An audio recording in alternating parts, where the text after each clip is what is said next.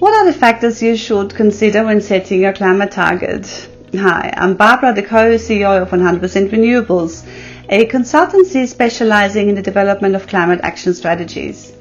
In my last video, I talked about how to reach carbon neutrality, net zero emissions, and climate neutrality. In this video, I'll talk about 5 factors you should consider when setting your climate target.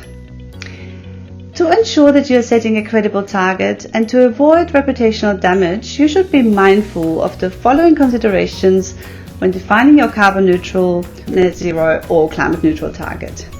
Firstly, define what greenhouse gases you include in your claim. Only CO2, or are you going to include all relevant greenhouse gases? Secondly, define what entity is addressed in your claim.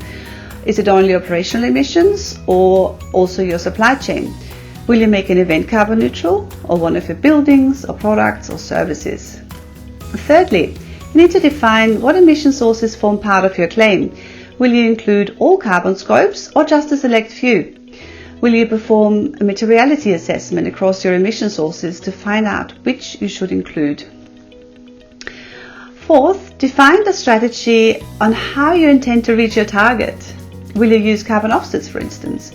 How much focus will you place on reducing emissions that fall under your operational control? How much focus will you put on reducing emissions in your value chain? Fifth, define the time frame. Be mindful of setting the year you want to reach your goal at least in line with science, and consider setting yourself an interim carbon reduction target also in line with science. Reaching net zero is an important achievement for any organization, but it is only one step towards stabilizing our climate. Beyond net zero, we need to remove more greenhouse gases than we are adding to the atmosphere. I hope you enjoyed this video. Thanks for watching.